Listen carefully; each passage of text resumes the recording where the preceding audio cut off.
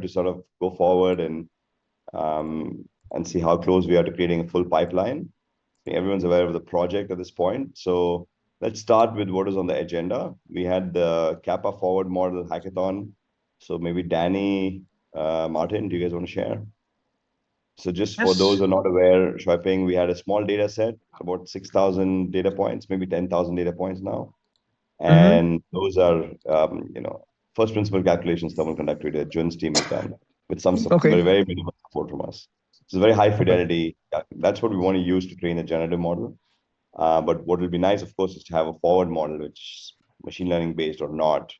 And we decided to just do an internal hackathon within the team, which actually was quite fun. And so I think we'll share the results and show you. And the splits were considered with different. You'll see it. So I think let's go. Yeah, I have it covered. If you just give me a second, so I can open up here, then we are there. But yeah, so Shuaiping, I don't think we met, but my name is Martin, and I am currently in Denmark, which is unfortunately why we are meeting so late. But I will soon not be in Denmark anymore and come and be in Asia at some point. So that's going to be nice. Okay, cool. Nice to meet you. So yeah, as you know, it's 5 a.m. here, which is why I'm still just woke up. So yeah, happy to hear about your results and great to meet you. Yes, that's it. I am ready. So let me share what we have done, and I have to say right away, it is not me who has done all this work. I did a little bit, but it's actually a hackathon which we all did. And I will just quickly mention what the idea is. So the idea is, in reality, is that we have this. I don't know if all of you guys know it, but I'm not sure Shuaiping knows. But we have this generative model called Whiteformer. And in reality, what we would like to do is what many people are also considering right now. We would like to use this generative model to create a million or so on structures, and then use a funnel to in reality find promising thermoelectric materials. So this is the funnel we propose, where one of the key components in it is predicting the lattice thermal conductivity. We can use the machine learning potentials to do so, but it could be nice to have a pre-screening before we go on and do more detailed analysis, where basically we will very fastly say if this material is interesting to do MD or the whole auto-kappa workflow on. So in reality, we have quite a nice data set, which the people from Japan have made quite a large data set on thermoelectric materials using their auto-kappa pipeline here.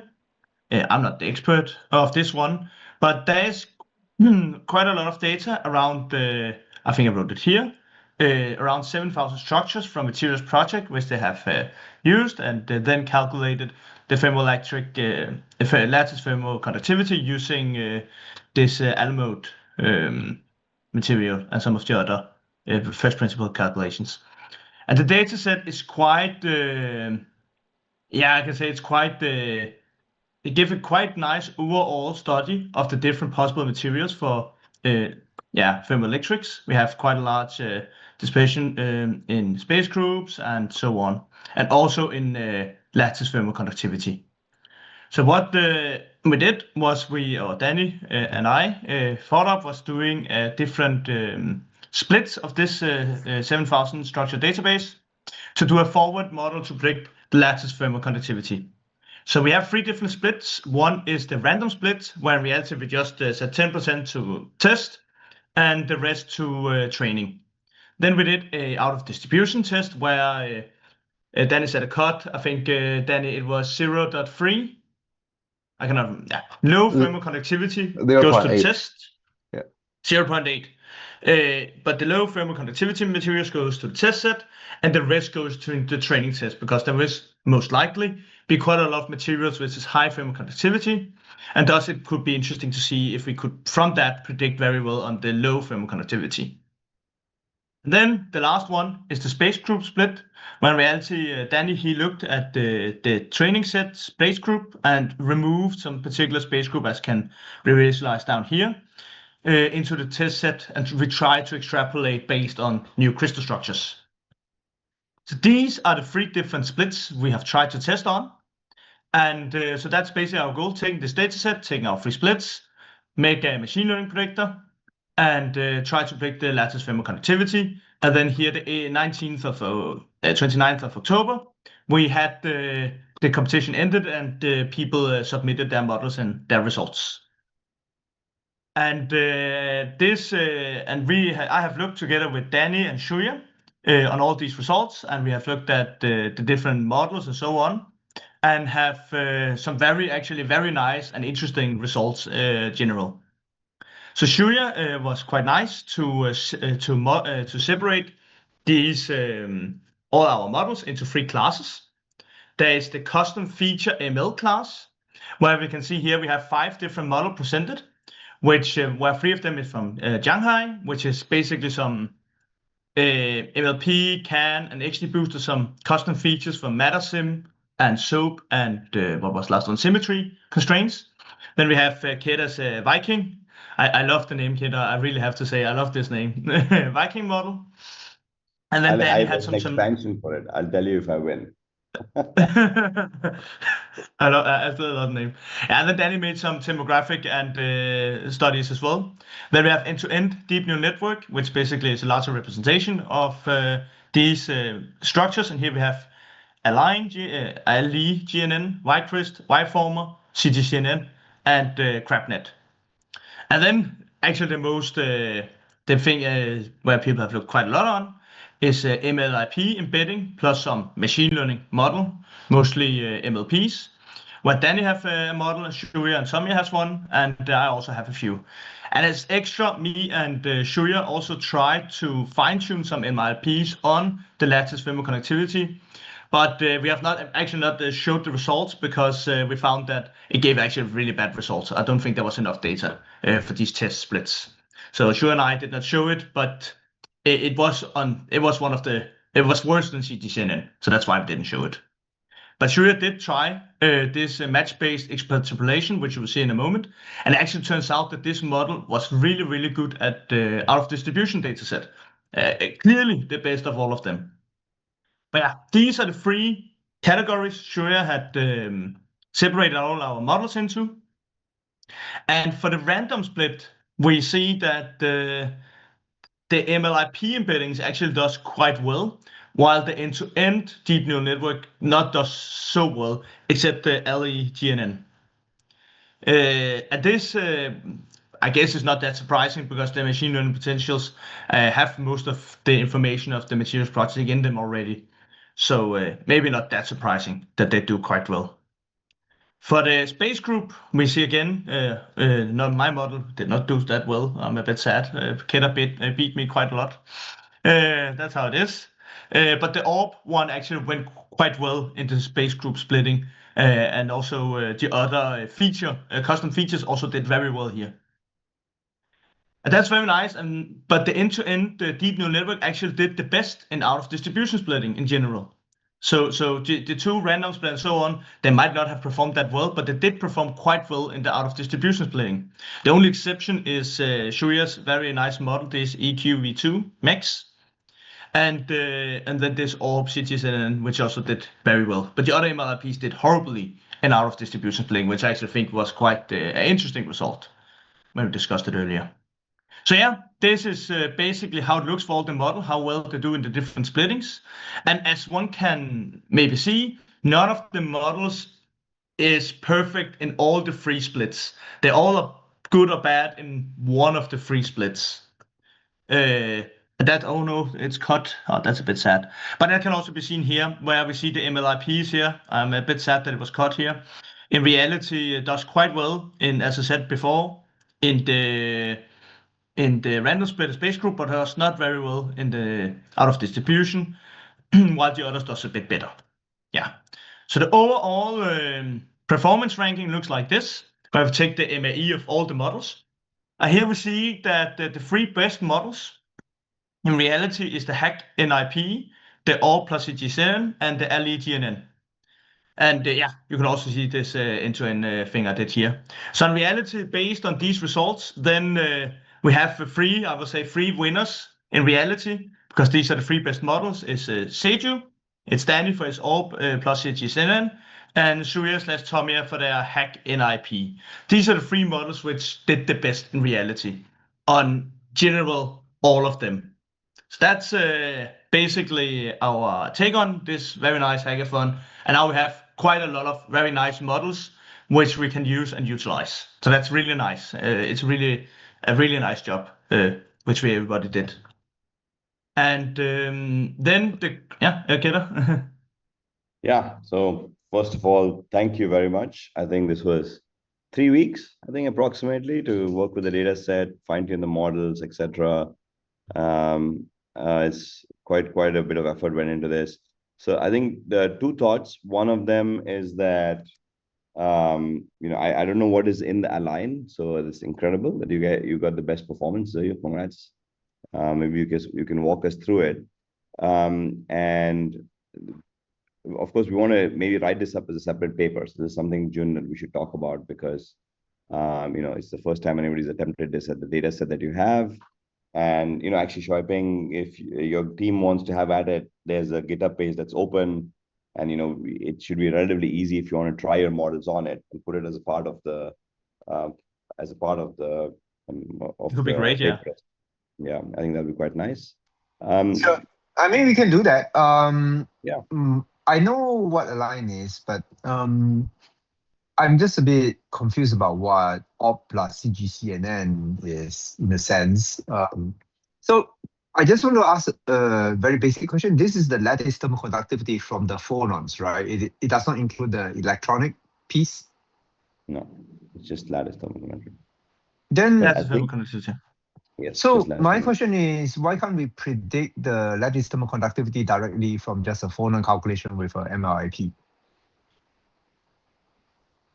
This is not what you guys are doing, right? This is what you are actually building machine learning models to predict the thermal conductivity without having to do the phonon calculations, right?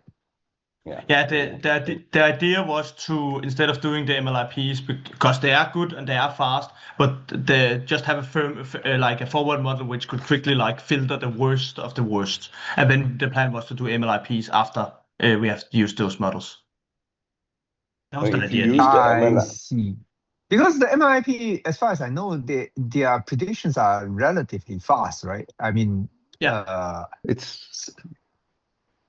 think it's a data set, like the data set we are using. So basically, we are using the auto kappa data set, which is actually not the data set actually from MLIP calculations. It's from the previous graph mapping. So it's basically Okay, no, because I know we are using the auto kappa data set. I'm just saying that because I don't see a benchmark of the MLIP performance on the auto kappa, right? Because if I'm not wrong, I think the MLIPs are going to be reasonably good at all of this. So we did try MLIPs using the pipeline here on some of the universal MLIPs, and they were quite accurate. Actually, we compared them to compared them to experiments in DFT, and the MLIPs was actually as close to the experiments as the DFT calculations, which was quite amazing. That's good. So then my question is, why do we then need a ML model to pre-screen materials? Because the MLIP calculation of thermal conductivity is not going to take that long, right? I'm just curious. I'm trying to understand the pre-screening step that we are trying to do here. We should put that in the benchmark, but I think that they've done it with that, and with the fine-tuning, the performance is not as good as a forward model. That's the conclusion. But we should try it again, put that in the benchmark. We should try it, and also compare the speed is also interesting, right? Could I have some supplement for this? Because I have used the machine learning potentials in AutoCappa pipeline to calculate the thermal conductivity, but I found that even I use the machine learning potentials, the speed of calculation is still very low, not so fast than directly using machine learning to predict thermal conductivity. Because nowadays I have used our machine learning potentials, including calculate relaxation, the structure relaxation to calculate the force. But when the final step, when we use the bootstrap equation to calculate thermal conductivity. This speed is even very low for this. Yeah. Okay. Yeah, no, I acknowledge that the machine learning potentials is ultimately a set of MD simulations, so it's going to be it's slightly slower, but it also depends on which model you choose. Okay, so if you choose something like the Maze MPA with 9 million parameters, or you choose the UMA with like their 150 million parameters, that's going to be super duper slow. But there are lighter models out there that are quite a bit faster, I would say. So, but I acknowledge, obviously, it's not going to be as fast as a ML model directly predicting the thermal conductivity. But I was just trying to understand where the bottleneck is here. So, yeah. Yeah. I thought that they're also not as accurate, like in the baseline, especially the out of distribution. I don't think they're as accurate, but again, maybe this needs to be verified properly. A question I can see, Wei is also raising hand, but a question we also had, Shopping, was because I know that, I hope I pronounced his name correctly, Runse, your student, he tried to do MD phonon connectivity, and we were quite curious to see which one, like this lattice base one or the MD base calculation, which one are the most which one is mostly compared to experiments. Sure. Yeah, we'll see what his results give. But of course, I agree. It's not going to be as fast as a forward ML model. Yeah. So yeah. Yeah. I don't know. Yeah. Yeah, if I can. Yeah. So I think I can directly answer the Professor Chopignon's question. So we did like here we actually like didn't do lattice thermal conductivity calculation directly using machine learning potential, but we plan to do that. You know that there is such benchmark, right? But in this in the work Martin present here is like we use the forward model directly the value. You actually can do, and we actually has separate the group small group to doing this job. So like including Jerry, it comes in the end here. Some group members from Japan's Professor Jun's group. So we actually already working on this track. So, but the other side, why we didn't like include in this pipeline, because even though machine learning potential is fast, but the question here is we need to trust them before we do the benchmark. I mean, after we do the benchmarks, we can trust them, because from our preliminary result like presented by Jerry previously, like he shows some calculation like maybe based on the PhotonDB data set, he already calculated those results and compared to DFT and the experiment result. But what we found is there's still something, some result that predict by machine learning potential, like phonon dispersion is not correct. Like we should have no negative frequency for experiment observed materials, but machine learning will predict to unstable, the negative frequency. So in this case, because we haven't do the benchmark, that's the answer. We haven't do. We are on the track to do that, but we haven't finished that. Yeah. Yeah. Okay. Yeah. No, I understand it completely. So I just want to clarify first of all, for the machine learning potentials, if you guys are looking at it, then you need to be very aware of what the data set that it was trained on is. Okay. So I would say anything that is from MPE, the previous MPE, you guys should just throw all of them away. So right now there are only 2 data sets I would say that the potentials have been trained on really well converged energies and forces. Okay. One is the OMAT 24 ones. So something like Maze OMAT is fine. The other one is the MapPass ones, which is the new data set that we released together with the materials project in February. So those two data sets, the forces are well converged enough that I would trust the phonon results. The one that is on MP trajectory, I think there's very well-known problems with all the forces. The errors are just fairly large. So any potential that is trained pre-OMAD34, I would say throw off them away. So those are really not very accurate. So I mean, I'm not criticizing the work. I'm just saying that it's a evolution, right? So that was the best data set that we had at that point in time. But now really there are better data sets that are and better potentials that have been trained on much more well-converged data. So I agree. Actually, Professor Champignon, I have a question for you because I'm looking into some of these potentials myself. But I found that OMAD is quite good for molecular dynamics, like fine-tuning on those. But it's not that good for structural optimization. Will MATPEST be better for that, you think? Well, if you want my honest opinion, MATPEST would be better for molecular dynamics, but and OMAD is actually slightly better for some of the near equilibration properties, mainly because a little bit of context about how OMAD and MATPEST is generated, right? So OMAD is generated by essentially jiggling some of the atoms, and they do very short AIMD runs, like 5 picoseconds, right?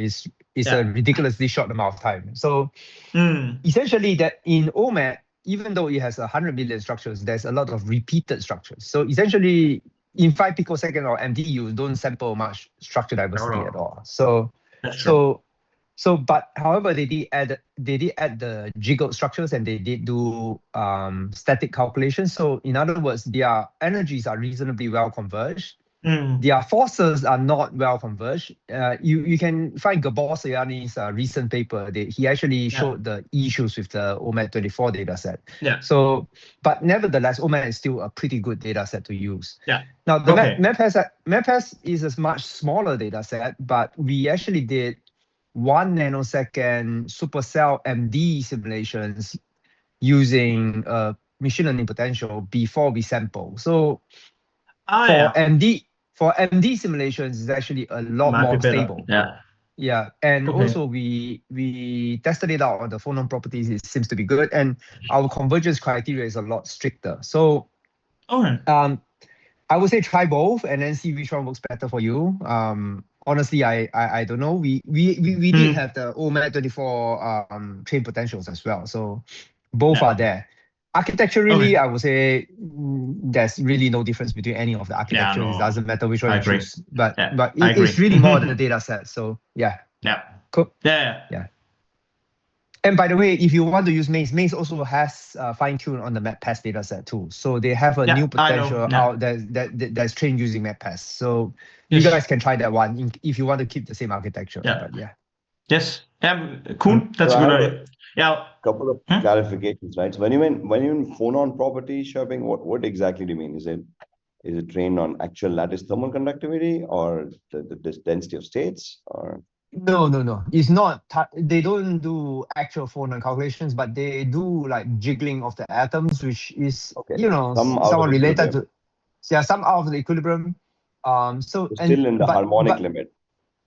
No, not necessarily in the harmonic limit. But it is near the equilibrium, right? So in our case, our potentials are further away from equilibrium. And so And when we do thermal conductivity simulations with the MLIPs, we also have in MetCalc the methods to do not just the quasi-harmonic approximation, but also the n-harmonic contributions. And there is also an approach to, of course, directly calculate the thermal conductivity from MD, which presumably will include all the modes, right? So,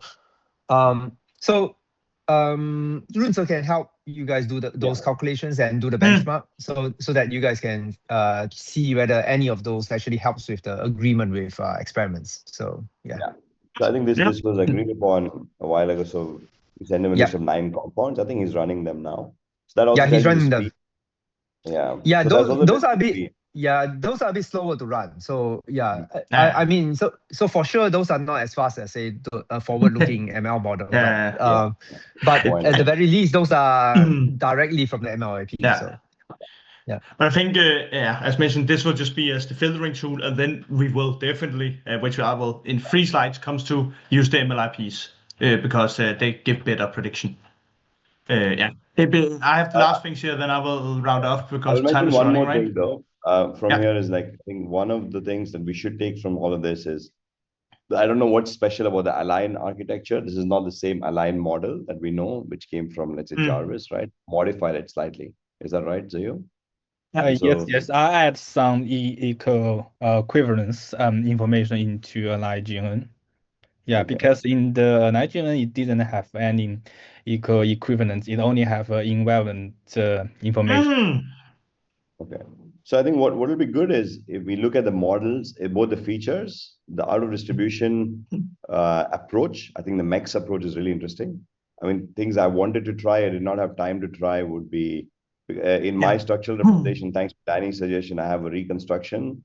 And then once in the Latin space, you could try to, use MEX to go towards the out of distribution, see if that's better. So I mean, okay, full disclosure here, right? I mean, I don't have time to code all the time. So the Viking stands for vibe coded thermal conductivity using ChatGPT. It's some word like this. Okay.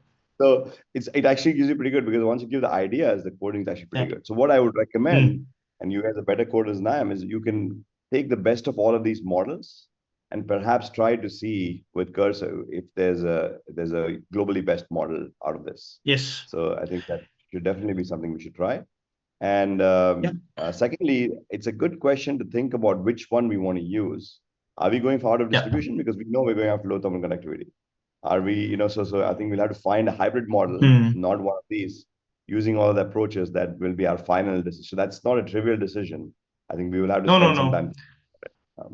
Actually, don't look. In reality, I actually had the question for that here, exactly here, because in reality, the next phase of this for doing and testing this model, I actually believe is that we need to generate an actual test set instead of doing the splitting, which should mostly be from Y form, right? So my question is, any generative model. It doesn't matter. Anyway, my question is for all of you, or maybe also you, June, is that I see 2 ways of doing it, and I discussed it with Shuya and Danny, and we were all like, we actually do not know which one is the better. But we believe there was 2 ways of approaching this. Either we use this pipeline here, and maybe an sample of the model, and then we find some predicted low lattice thermal conductivity structures.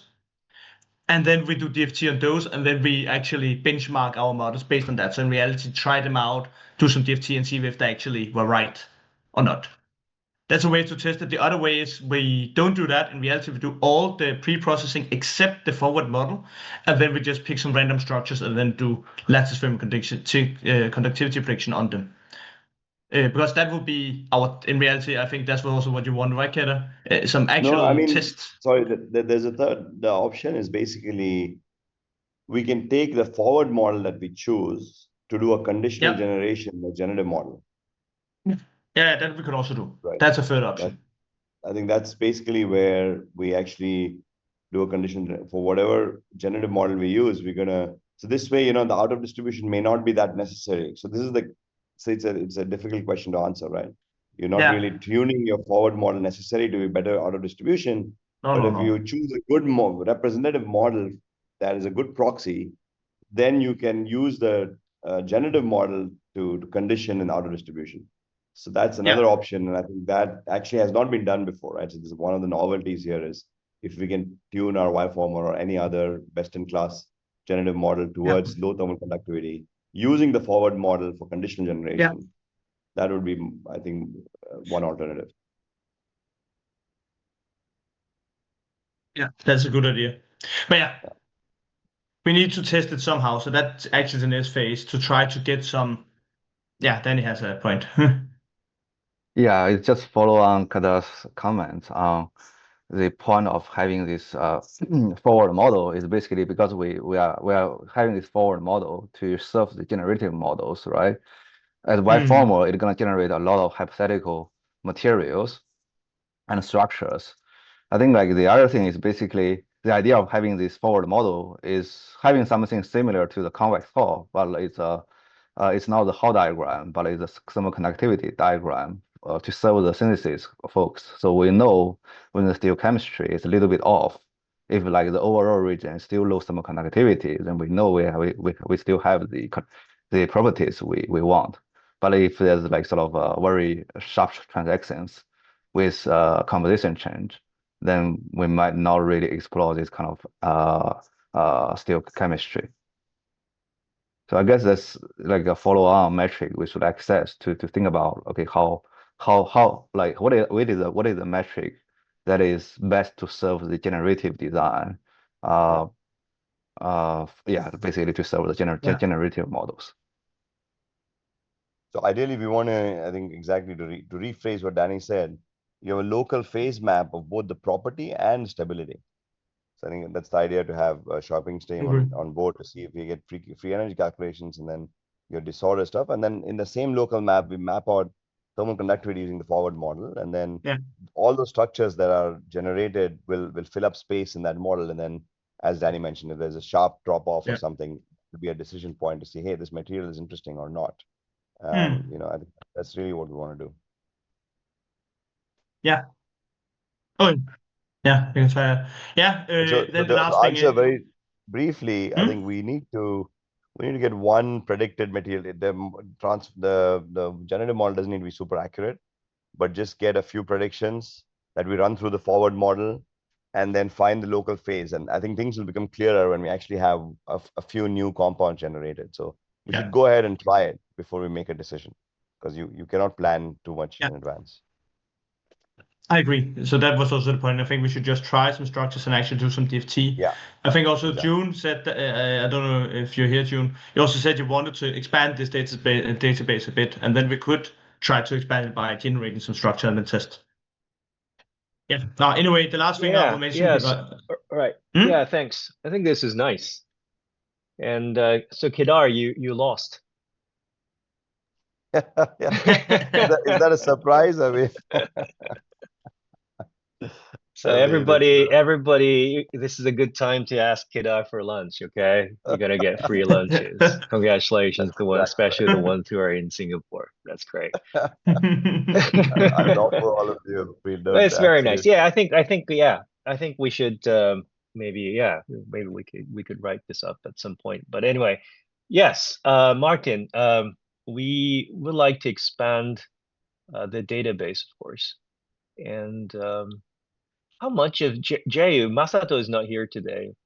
Do you know how many out of the structures that are available in Materials Project we have covered so far? I know we have split it to say, right, we got rid of small band gap structures. We got rid of the hydrogen sort of involved structures. We also kind of gave up on some of the totally unstable structures, right? And then how much do we have left, and how many more to go? Nowadays we have been design about 10,000 materials to calculate. Yeah. Okay. Me, Morita-san and Nongwei and Onichi Sensei. Yeah, this for people. Yeah, we have now is running to calculate more materials, about 10,000. Right. 10,000. Okay. And then so we will go to, okay, it sounds like we're going to go to 10,000 first, but then of course we can go more, but then that means we pretty much covered everything in Materials Project. And then after that, we can maybe follow up with the generative model, generating new structures, and then start working on those structures on DFT level too.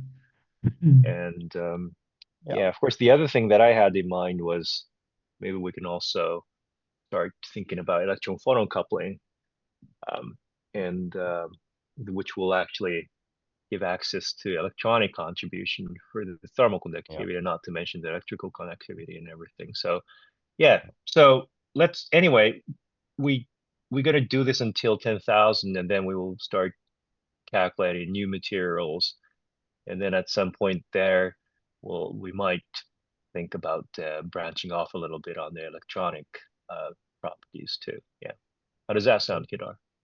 Yeah, I mean, so I think the goal is very clear. Like we're getting close to finalizing the sort of pipeline. I think Rinze's results have come in. So in the next couple of weeks, what I really want is to have a test case where we show some generative model with the forward model thrown in with conditional generation, and then okay, we sample 10 compounds. Not we haven't worked in the accuracy of this yet, but just to unlock every part of that computation pipeline, and then do the thermodynamic calculations with the machine learning potential, the best in class based on what you've been said, as well as the BFT based calculations.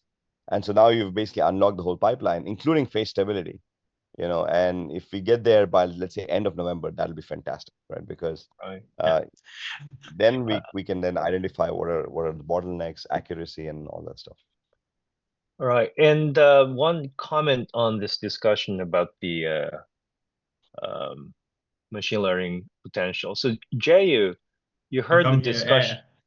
You heard the discussion about the we should be updating the ones there just to have a closer look at what database people use, or what are the data people use for the machine learning potential. The ones that you showed us a couple of weeks ago, how is it? How is the model compared to what people were discussing earlier? I'm using Ethan, which is developed by Meta. These machine learning potentials, and I think the accuracy is enough, because compared to DFT calculation or experiment results, I think it's okay. Yeah. I see.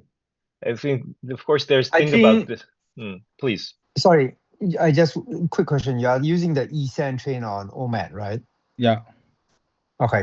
Yeah, I mean that model is pretty good. The only issue with ESAN, of course, is that it's freakishly slow. And I'm assuming you are using the conservative model, right? Not the non-conservative one. Because they actually have one ESAN that is non-conservative and one ESAN that is conservative. It's important that you choose a conservative model. So the non-conservative model, essentially what that means is that you integrate the forces, you don't get the energies. It's a ridiculous way of doing a machine learning potential. So they actually released two models. One is okay, the other one is not. So make sure you are using the conservative model, then it's okay. So okay, sure, thank you. Xuepin, hi, how are you? Nice to see you. We've never met, I guess. It's very sorry to wake you up early in the morning, 5 a.m. No worries. Here. It's crazy. Yeah, thanks. So you seem to be extremely knowledgeable about this. So I think it's very important Jayu is sort of instructed well from somebody in your group about, so that we can be sure that we're doing the right thing, which potential to pick and so on. So who is maybe, I don't know, Martin, is anybody from Xuepin's group in this small group when you guys were talking about machine learning potential? No, there is. So Runze, who just sent an email yesterday night, that he will be the person to talk to. So and of course, feel free to shoot me an email anytime. I can always answer emails. But yeah, Runze will be the person who is working within this small group on all these things. So okay, great. So I just want to make sure, Jay, you were updated and advised well, because that's we should take advantage of having this great group. Yeah, I see. Okay, and having that said, please, someone. I will set up a meeting either this week or next week. I will write to Runze, and then we can discuss. That's great. And then I think Kedar, right? How unsure the experimental results are. So there's a question of whether we should really benchmark things to experiment. Right? And then I think Xuepin had a very nice comment about are we also having an electronic contribution to thermal conductivity or not, right? So I think, there was one time JU got this interesting result that what was it? Machine learning potential kind of performed better than DFT calculation. And that was sort of because we were benchmarking to experiment, which we were not really sure about the accuracy of it anyway. And overall, and then we increased the number of data, and then the conclusion flipped completely. So I'm just generally warning you guys, like, don't jump onto conclusion. I think we need to be kind of, try these kind of benchmarking and validation to different sizes of different sets of data and try to be conservative on this. Yeah, that's my general comment. Yeah, anyway. I just want to second what June said in the sense that I think none of the machine learning internal potentials, it doesn't matter which model, is expected to perform better than DFT. If it performs better than DFT, it is by accident. Okay. Right. So unless there's one caveat, okay, there's one absolute caveat, which is that if the size limitations of DFT is actually causing disagreements with experiments. Okay, so we do have fairly conclusive evidence of that in, for example, predictions of ionic conductivity in materials, where you essentially small cell effects actually becomes important. So those kind of situations, there is a possibility that your machine learning intelligent potential, because you can simulate a much larger cell with hundreds of atoms and thousands of atoms, the prediction is actually much closer to reality than what the DFT predictions would be. But as a general guideline, none of the potentials are expected to perform better than DFT. Okay, so yeah, I think that's an interesting point. And the caveat, as you say, one thing about the thermal conductivity calculation, including harmonicity, is, of course, that a lot of DFT calculations are limited in terms of the size of the supercell. Precisely.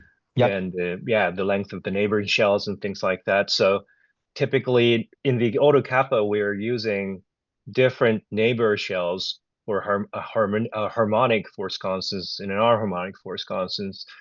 Harmonic force constants beyond cubic force constants are typically calculated for kind of smaller supercell and also for a smaller number of neighboring shells. So yeah, so maybe this is where we might find something, or maybe we can kind of we can maybe kind of I can even think of a hybrid kind of method where we can compensate on the strength between the DFT calculations. When I say DFT calculations, not super first principle, we're saying force constant calculations that are based on DFT calculations, which is not really truly first principle.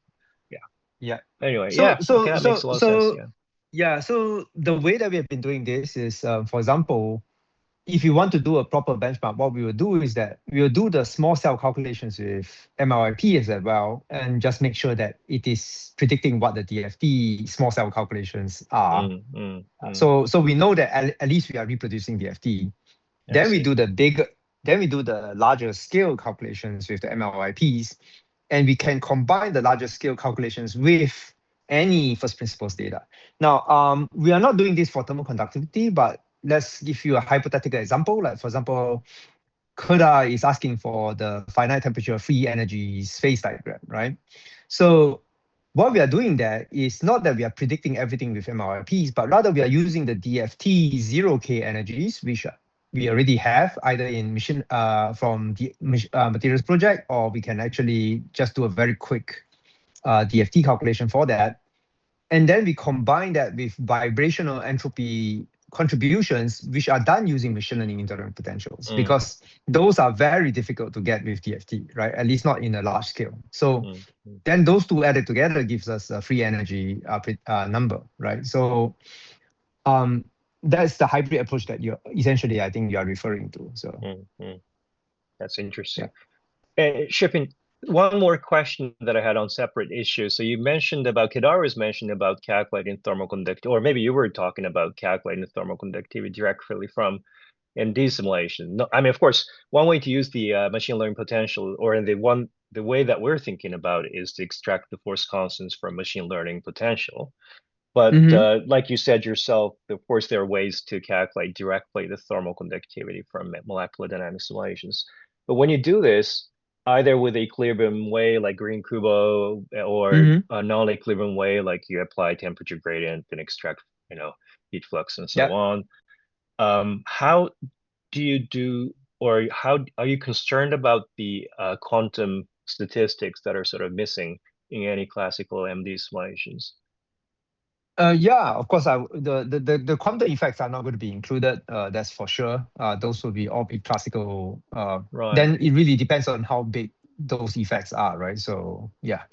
Right. Okay. So you don't really do any sort of correction or anything to the lack of quantum statistics or like Bose-Einstein statistics. You just straightforwardly take. Okay. Right. So again, it sounds like everything. I mean, every method has weakness and strength, and and I think it's very nice to have all the data, and that's the thing, whether you really couple them hybridly or you just use them separately but combine it in the data, and then you change, depending on what property you're looking for, you sort of choose the different data set and that different method. I think that's very interesting. Okay. Yeah, but anyway, yeah, I think I understand. Kedar, back to you. Yeah, I mean, I think just a quick thought here. I think benchmarking is definitely worth it, but I mean, I'm more interested in what the reality is with the experiments, putting on my experimentalist hat. And we wanted in this project get as close as possible because I think it's a well thought out problem.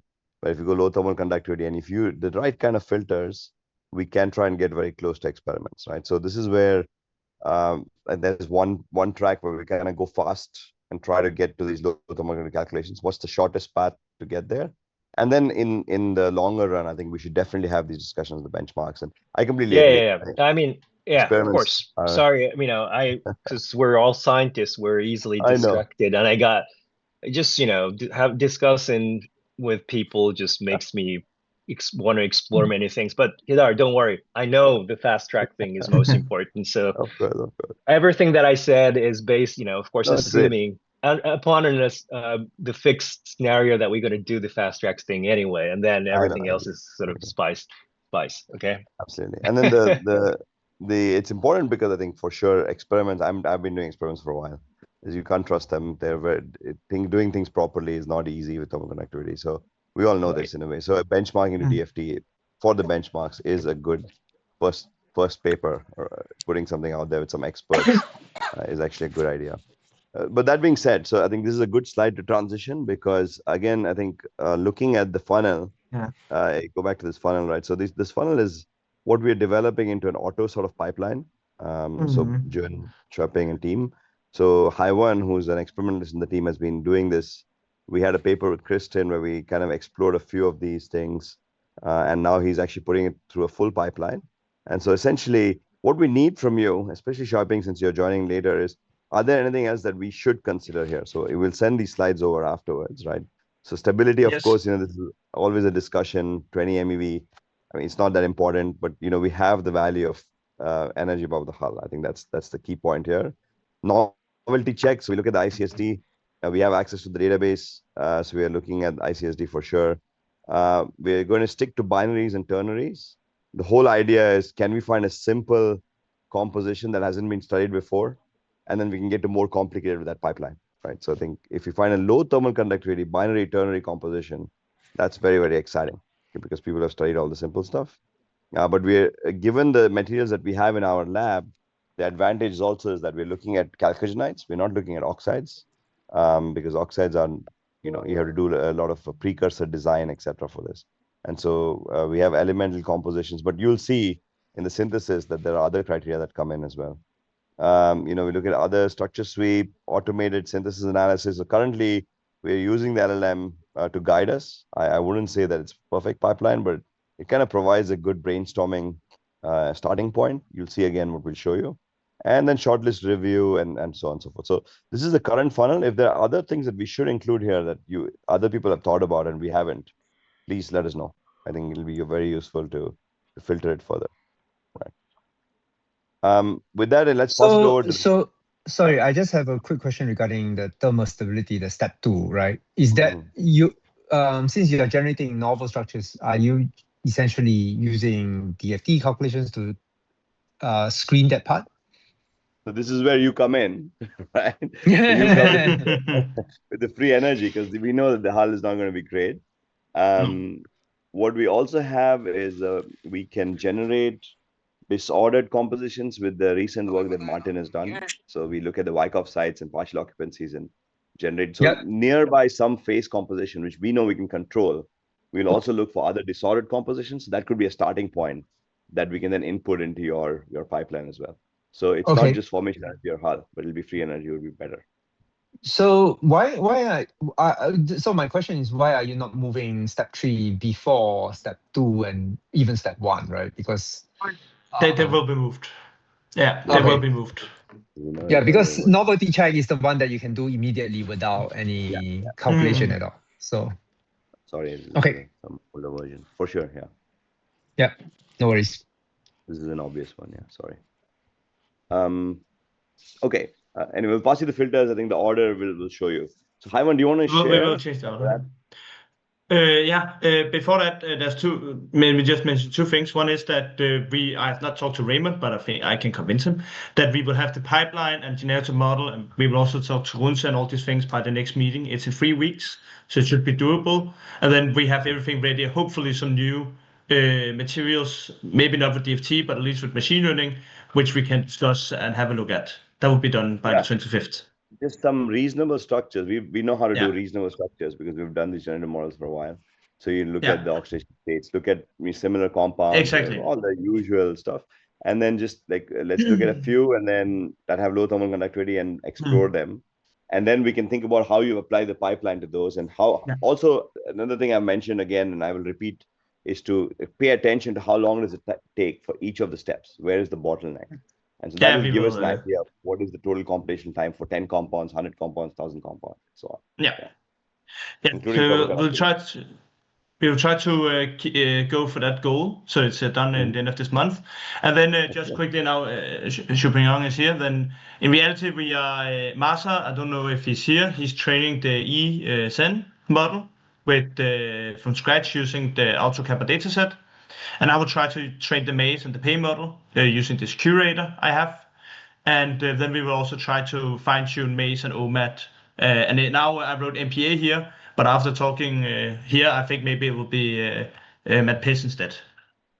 I think that's better. So that's basically it. Well, I don't want to claim that it's better. I would say try fine-tuning one with OMAT and one with one of the MatPace potentials. But I would say maybe you want to scratch out the scratch piece, pun intended, because I think nowadays no one does it from scratch because I mean you don't think so? No, because the potentials are really Meta and various people have really done the job for you in the sense that they already have a pre-trained potential. So the weights there are already pretty well converged. So if you fine-tune from there, typically you get much faster convergence for your own potential rather than you starting from scratch, which it is faster. It's going to take forever, right? So it is faster to fine-tune, but definitely. I agree. Okay, cool. Then I'll try that. Okay, so just put it down in the calendar in Notion, Martin, so that I'll forget that you guys promised this.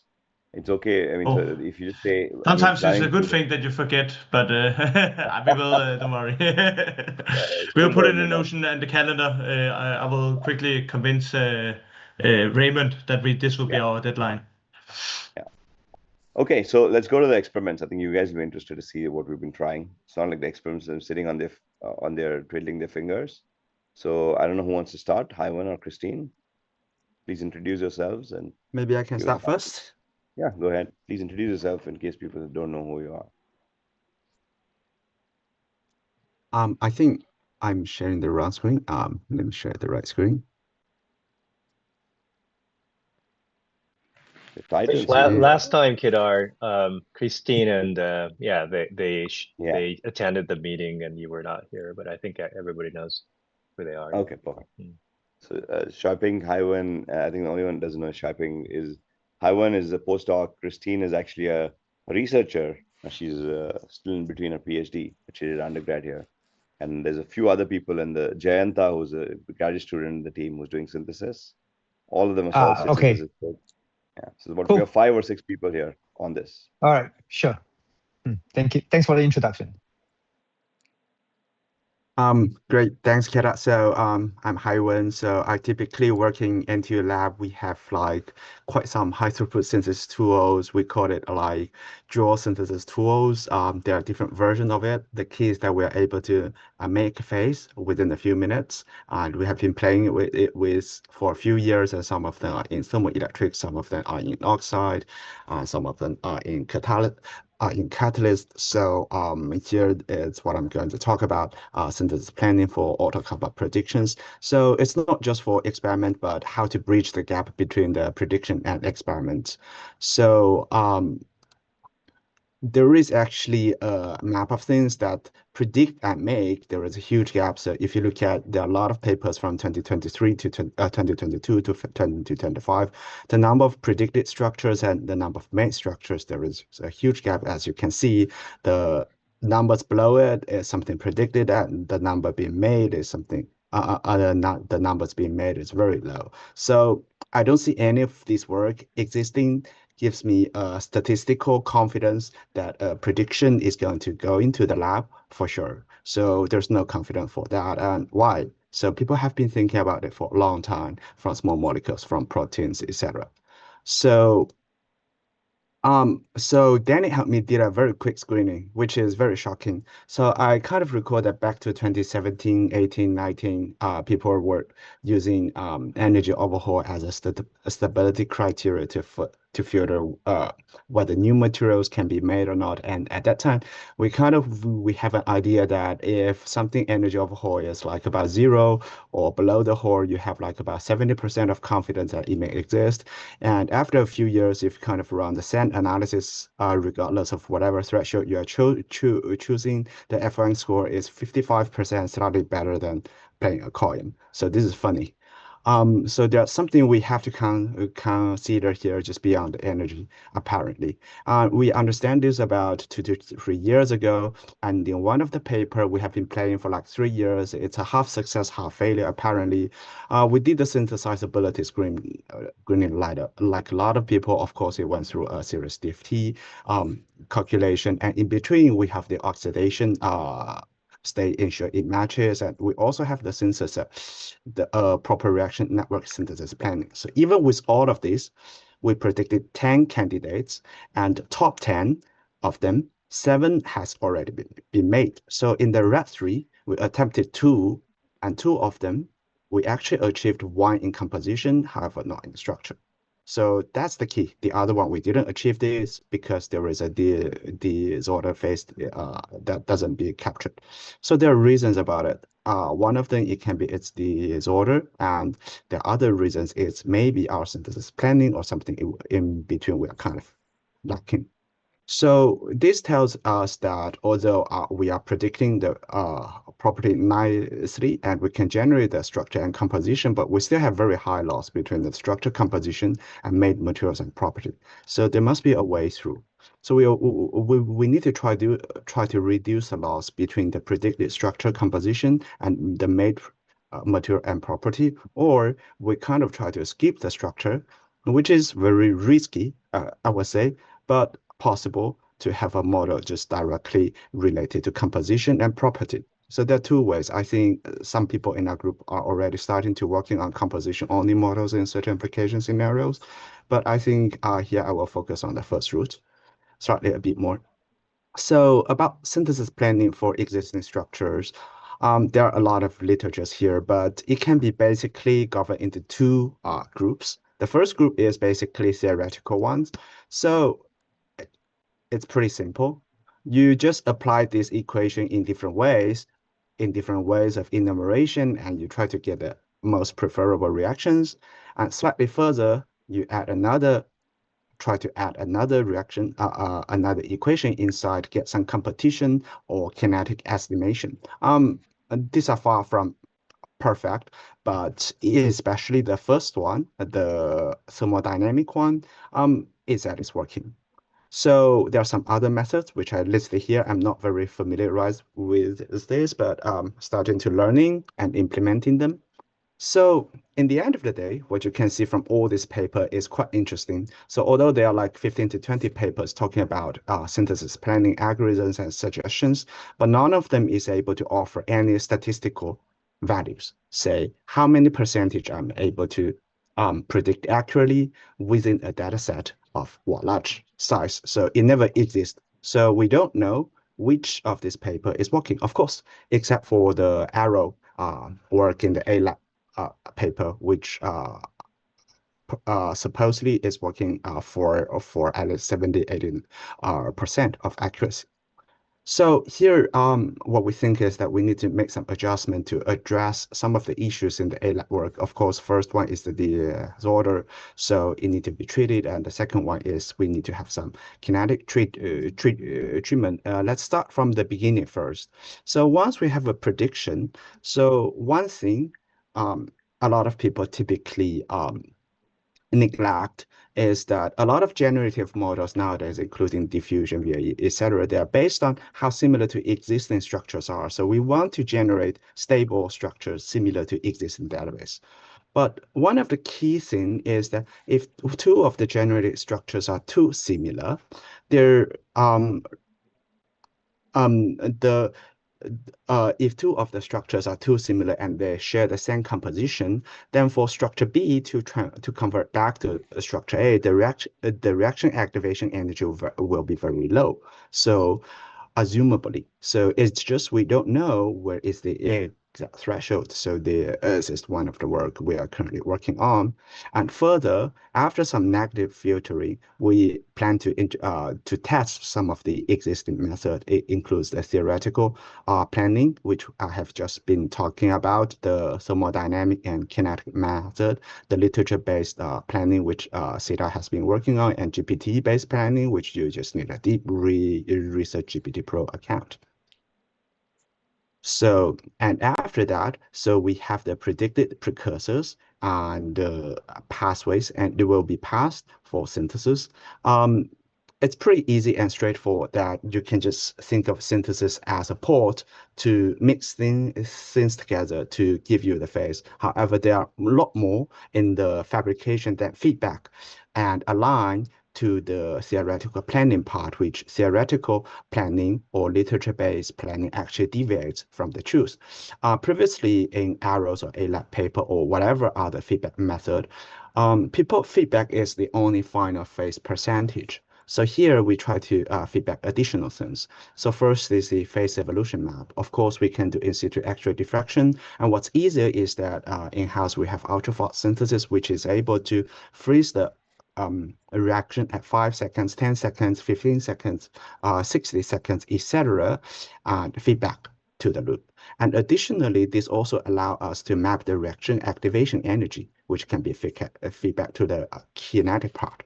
Of course, this will be aided by the XRD refinement part to help us quickly clear what is going on in the experimentation.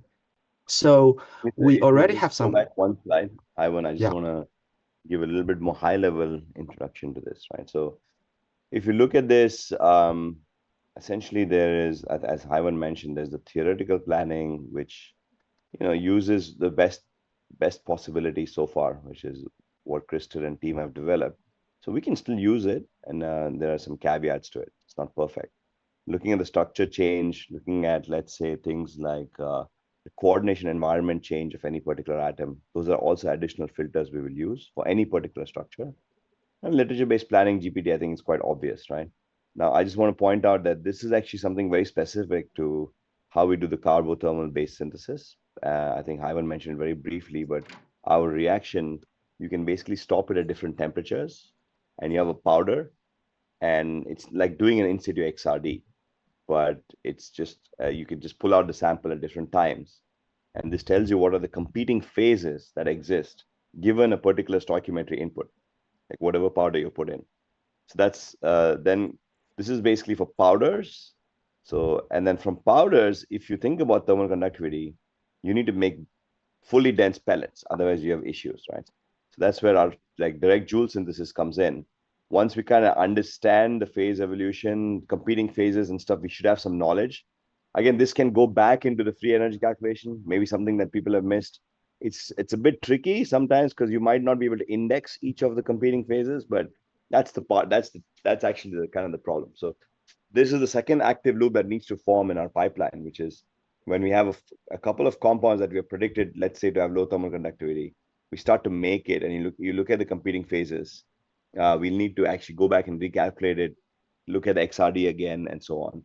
And the refinement, I think Gerd just released this data, which is nice. I mean, one of our postdocs is there; he was using it already, but now it's public use. I think they have paper on archive or something. And then that goes into feedback, as Hyman mentioned. It's not just a precursor choice; it's also the activation energy, the competing phases, etc. There should be an active learning loop that should hopefully go back to the phase stability part of the computational pipeline. That's the vision, and that makes it very interesting. So you have real coupling back to the theory, but I don't know how much of this is going to be disordered stuff. So again, you'll see. Okay, it's not a very Disorder. simple it's not a simple problem. So, I mean, exactly as Kiraja said. So, one of the previous feedback loop in the ALAB paper errors is that they don't implicitly include the disordered materials, and they try to avoid that. And for the materials we have been play with, we understand it's a huge trouble for some of the material systems, and we definitely need to get the disorders once the actual XRD refinement pattern is out. So once we get the once we have like the plant synthesis, we need some extract the the the execution tools. Of course, the first one is the ultrafast synthesis based reaction activation energy In measurement. interest of time, Ivan, I think we should go to one example. Otherwise, it'll be sorry to cut you off, but Sure. yeah, So I think that's kind of there. So we, I think it's good to go into an example, and then I think you can yeah, talk it through. Sorry. yeah, sure. From the auto kappa filtration, I think passed by Prof. John, and then we did some manual filtration in lab. Finally, based on the precursor availability, we focused on the 4 items, and the PR, we are still in order, and I will first look at the K5 SNTE, K2 SNTE5, which is the theoretical prediction part, and a bit later, Christine will present about the experimental part. So, if you use sorry, the title is wrong. So no, the title is correct. So I have been trying to implement different synthesis planning tools. So it's kind of like to help us first to have all the infrastructures ready, and second is to compare how they behave. And what you will see is that they behave totally differently. So first is Sita's paper. They use similarity matrix built on a GNN network. So it's trying to find like similar synthesis recipes in the literature and try to fabricate one here. So these are the top 10, and you can see a lot of carbides, oxides here, which frankly speaking, for me as an experimentalist, I don't think reacting um, some carbides with tin and telluride will be able to release oxide here, because you have to release oxide you have to release oxygen for the reaction to happen. So a lot of them just seems not very intriguing for me. But if you feel there is any reactions that sounds nice to you, please flag it out, let me know. The second one we have been trying is a series of reaction network papers from Christine's group.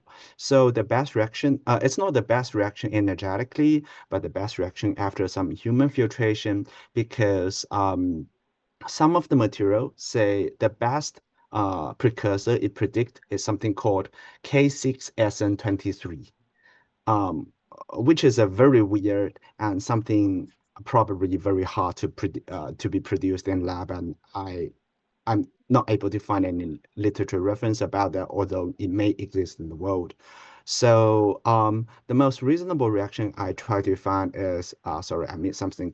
So K2SNTe3 plus 2 tellurium equals to K2SNTe5, and the cost is a combination between the thermodynamic energy and the competing reaction energies.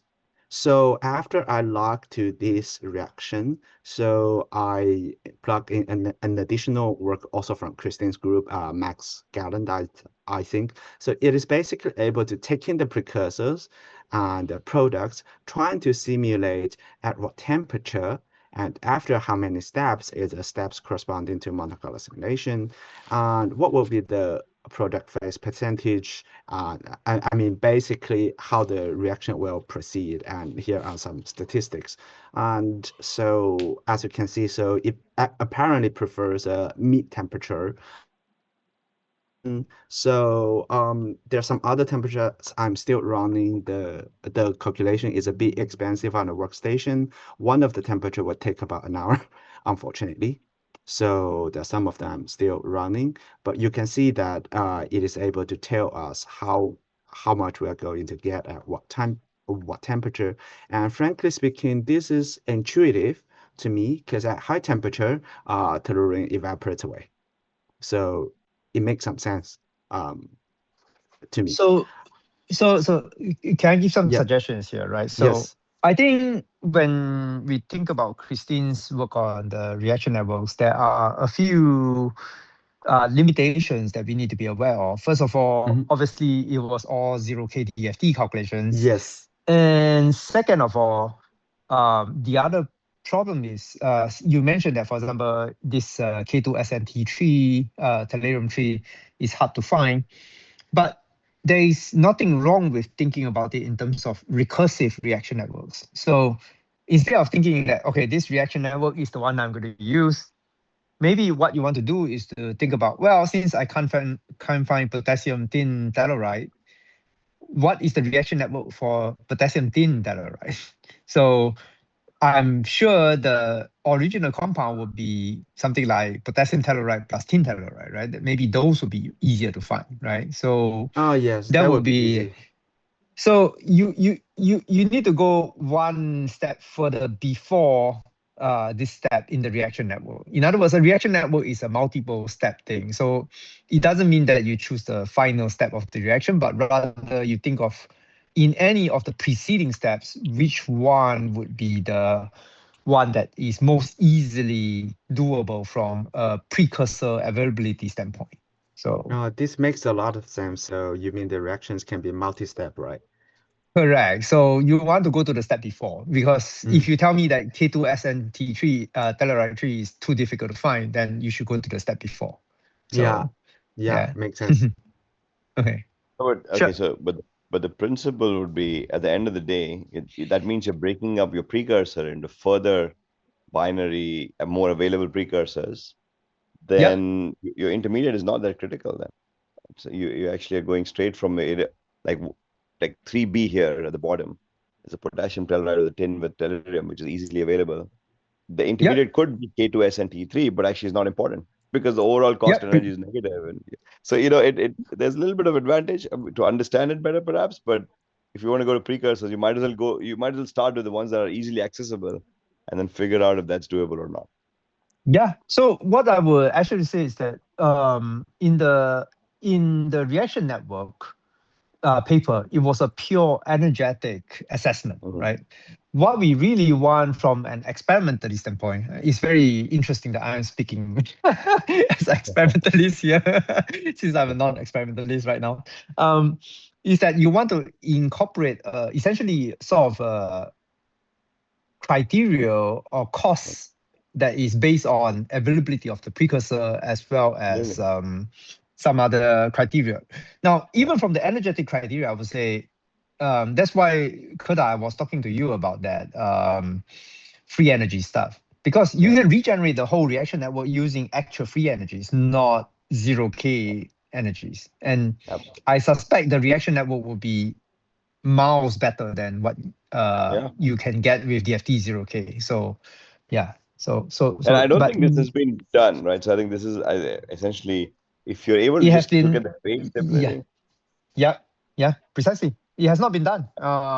That is something that we are interested in doing. I would say not for this work. We can do it for in a limited way for this specific reaction. But I think as a more general strategy, I think I want to develop that whole theoretical approach a bit further. But yeah, think about it from the standpoint of availability of precursors, basically. I mean, so essentially, what we concluded from many internal meetings and on the experiments is that we're actually going to go and find all precursors available for a reaction that we really want to attempt, and then that will be the starting point. And then you can use either a recursive network or just a general model, and ideally a free energy calculation to show the feasibility of that.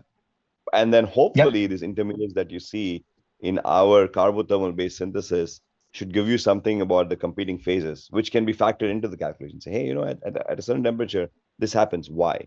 Right? And then at that phase fraction and so on. So we can actually ask the question more holistically for a small reaction space. Yeah. But I think what the way would be, you won't be predictive. You will actually prescribe this for a given reaction that we've already tried in the lab. Right. And so you can develop the model based on that, and we'll provide you some of the data for this, and then maybe later it'll be predictive as you expand that on that approach better, right? Yep. Okay. So Hyman, I'm just going to try to get you to speed up to the actual results. Okay. Yeah. Sorry, but I'm just like almost 11:30 in Japan. Yeah.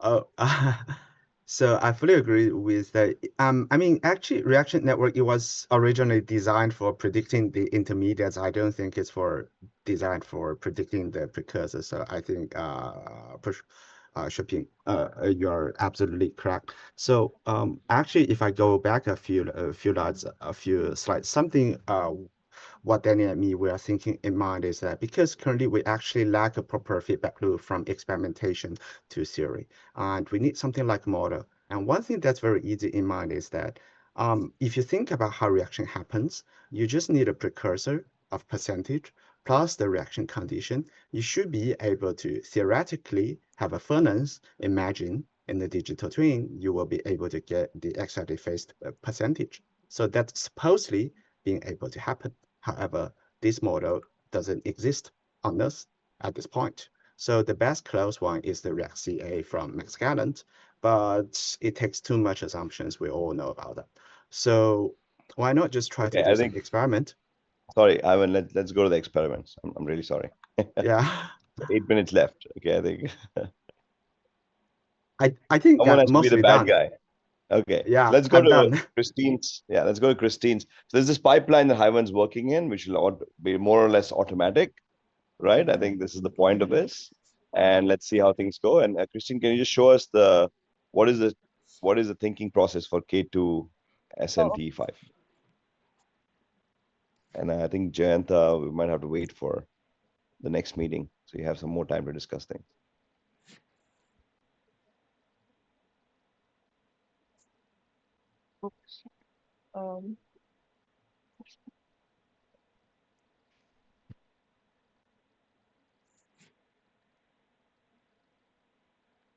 Go to the top and do swap display. On the top layer, yeah, perfect. Okay. So I'm Christine, and I have been synthesizing K2 SNT5 using carbo thermoshock, and we faced some challenges. Long story short, we didn't manage to synthesize K2 SNT5, and here are some synthesis challenges. So as a precursor, we use potassium nitrate, tin, and tellurium, and for KNO3 decomposes NO2 or NO during the synthesis, and it has a huge material loss, maybe because it decomposes, and also although it's not high gross smoke, it sticks on the mortar and then the graphite sheet and then the quartz tube, and which makes it hard to synthesize and recover the material. And next, I will go to the XRD phases.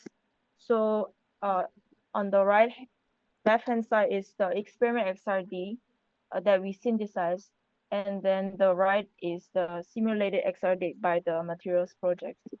So for the blue curve is as synthesized, so it's ball milled precursor, and then the above graph is 550 degrees Celsius to 1100 degrees Celsius, and as you can see, the XRD graph is pretty much similar between the ball milled synthesized samples and then the synthesized samples, and the phases we got is tellurium and tin, much phase segregated, and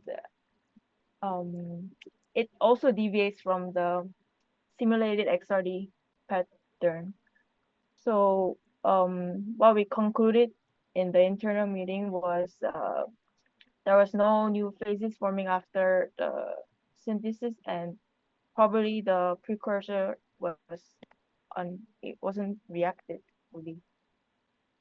So these are the phase diagram I saw on the materials project, and from what Haiwan showed, we since our KNO3, the potassium nitrate didn't work, we maybe go with the K metal instead. And here are some of the possibilities for 3A and 3B. For 3B, K2TE is here, which it says it's stable on the phase diagram, and our target is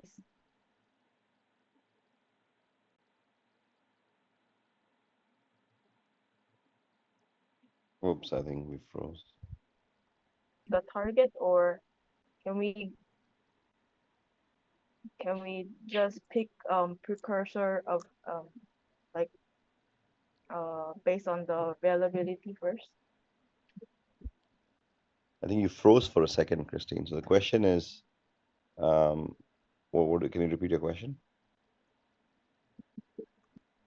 For example, like the 3B K2TE is on the phase diagram itself, and and our target is here. So if you want to make K2SNTE5, can we make other compound other than K2TE and go with the synthesis, or what's? I just want to understand like why GPT suggested K2TE instead of other stable compound on the phase diagram. I think there's ChatGPT, a- sorry. I think Go ahead. ChatGPT basically look at the availability of whether you can get which of the compounds you can actually buy directly, right? So I think if I look at this phase diagram, it's quite clear your target material is within that phase space. So that reaction is definitely possible. The only issue right now is, of course, you have other competing phases within that phase space, right? K2SNTE3, K3SNTE3.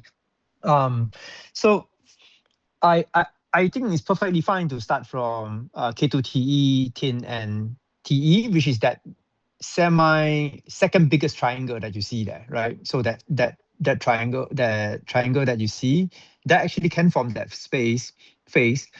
My suggestion would be, instead of looking at the phase diagram at 0 to K, can we generate the phase diagram at different temperatures and see what phases will be eliminated from the phase diagram at different temperatures? Now, the idea here really is that I want to create a condition under which my competing phases disappear and K2SNTE5 is actually the stable phase, or one of the very few stable phases in the phase diagram, such that I have a high chance of making it. So that is something that we can do just from a theoretical standpoint, and then we see whether that we can help guide some of the conditions in which we make this. So I mean, if you could what do you add think, that, Kedah? so yeah, that would be fantastic. So we're actually trying this synthesis. So what Christine hasn't mentioned is that we did a deep search on this, and the conditions are not easy because, okay, potassium oxidizes very easily. And so you have to do this in the glove box or in an argon environment. We're going to try to do the carbothermal in a glove box. We have the facility to do that. That's not a problem. We're trying to synthesize K2TE. It also came up with a synthesis protocol, like I think, and we ran this through with as experts. Do you have that anywhere, Christine? Can we just flash that on the screen if you have that? But yeah, we will work through those steps. And K2TE is reasonably stable at room temperature, which has been reported previously, which means that your starting point experimentally, if you just use your solid state chemistry knowledge, that's a good start. And tin and tellurium are good. Now, our synthesis has some loss of tellurium, but the loss of tellurium is not large enough that you get to very far away from your target phase. But of course, like you said, at different temperatures, the other phases might be more favorable. And once you lock in that phase, the energy required to transform to our desired phase is going to be very high. So that's where your free energy picture will be fantastic. I mean, it's something we always wanted, but we don't have the capability to do this. So if you just actually are able to get someone in your team to focus on the potassium tin telluride phase diagram, or just the sub diagram, as you mentioned, which is K2T or KTE, I think that'll be really useful for us. So let me do that because honestly, this is not going to take us much time. This is something that we can probably give it to you within a week or something, or less than a week even. So yeah, this is important because eventually, this is a known in materials project, but you can imagine replacing this K2SNT5 with some new predicted compound from the generative model, which has low thermal conductivity. And so you would want to do the same thing, and then if it's a week or 3 days, then that tells you how many compounds we can screen with the free energy landscape. I think that'll be really useful. Okay, sure. We'll do that. Great. So we'll add that to the 3-week target and then see how far we go. Great. Okay, I think we're past the time. I think I'm going to respect this because our colleagues it's pretty late and other people are to get started on with the day. But what you've seen is basically we've started one synthesis so far. We've similarly applied the same pipeline to the other two compounds. We're just waiting for the precursors to arrive, right? So the precursors have not arrived yet. They will be shipped from Sigma Aldrich, and then we will go through this pipeline. So that I think at least we know what to do with the experiments, and we're running through these internally. So the first few ones are going to be hard, but we will give you a confidence as we go on with the next 3 or 4 compounds. And the idea is to do those that we know are stable materials project that are verified by Jun's team to have very high precision and thermal conductivity calculations, are also stable with the phonons. And so we know that these are definitely thermodynamically stable. I think with Choiping, we can hopefully get all the free energy stuff in, and then that can really guide us as close as you can get to the experiments. I think this is really where we are so far. So I think we'll prepare an agenda for 3 weeks from now. And I think we will definitely have the precursors by then. These experiments are really fast. Okay, once the precursor comes in, the team can do it in 3 days, 4 days for a new compound, which I think is really impressive. And so we will actually attempt that as a challenge in the next 3 weeks, as long as the precursors arrive, of course, right? So that's not the bottleneck is not the experiments, it's the precursor availability. Any other final thoughts? Thank you very much for everyone who's joined. Okay, if not, I think we can continue discussion over email. Thanks everyone for joining. I will look through Runze's results and reply at some point. And thanks everyone. Take care, everybody. Thanks. All right. Good night. Bye-bye. Good night. Bye-bye. Bye bye. Have a good Thanks. day.